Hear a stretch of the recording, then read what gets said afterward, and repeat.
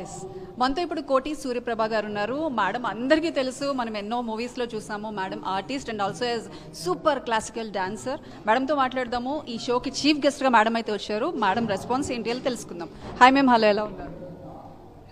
Hello అమ్మా, hi, నమస్కారం everybody. కోటి సూర్యప్రభ కాదు, కోటి సూర్యప్రభ.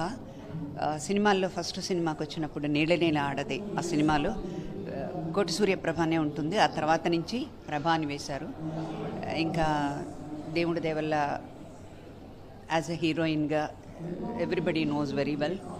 అంతేకాకుండా ఒక క్లాసికల్ డాన్సర్, కూచిపూడి డాన్సర్గా ఆ భగవంతుడు ఒక లెజెండ్ గురు డాక్టర్ వెంపటి చిన్న సత్యం గారు, పద్మవిభూషణ్ ఫెలోషిప్ అవార్డు, అటువంటి ఆ గురువుగారు నాకు లభించడం, నేను వారి దగ్గర శిక్షణ పొందడం, అనేక ప్రోగ్రామ్స్, ఎన్నో థౌజండ్స్ ప్రోగ్రామ్స్, ఇటు సోలోసు అటు బ్యాలేసు అన్నీ కూడా నేను పర్ఫామ్ చేశాను, మొత్తం ఇండియా అండ్ అబ్రాడ్ అన్నీ.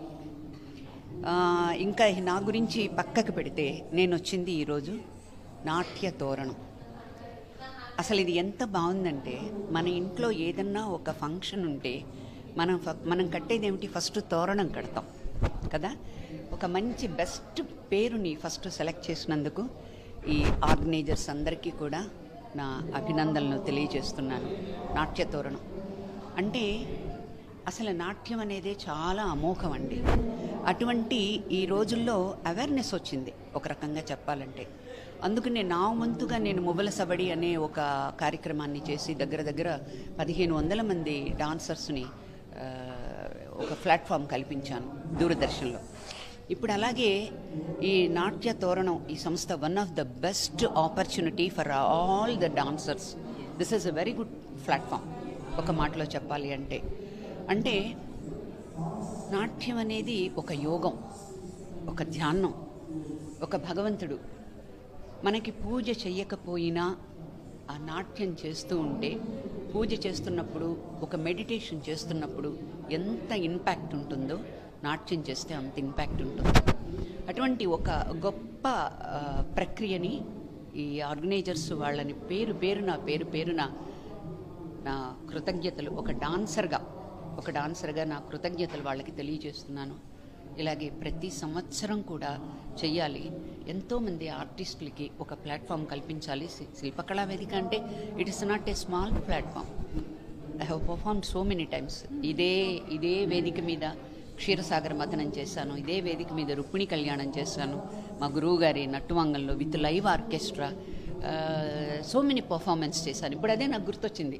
ఆ మేకప్ రూమ్లు అక్కడి నుంచి ఇటు పరిగెత్తడం, మేము ఇటు నుంచి ఇటు చేయడం, అంటే 30 మందితో బ్యాలే అనమాట. So I know that dance value ఏంటి అని అనేది. దయచేసి all the youngsters, I'm once again నా చిన్న సజెషన్, డోంట్ స్టాప్ డాన్స్.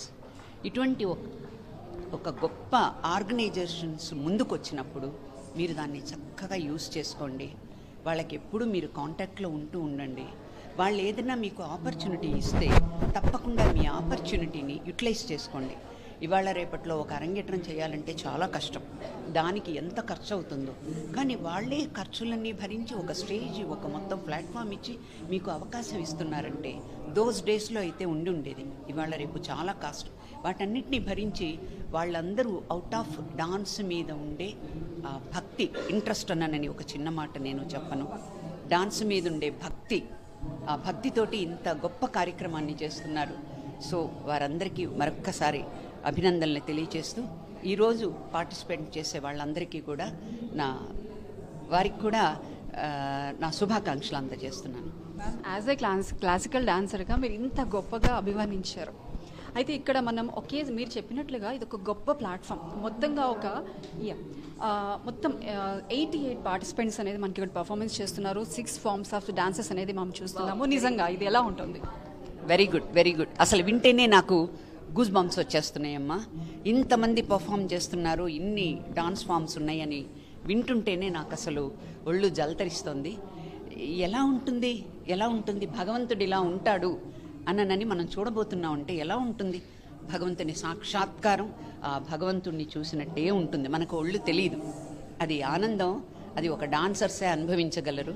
ప్రేక్షకులందరూ కూడా అది చూసి సంతోషించి ఆ చిన్నారులందరినీ కూడా ఆశీర్వదిస్తారని నా మనవి. Thank you ma'am. నేను వెళ్ళాను. Yeah thank you.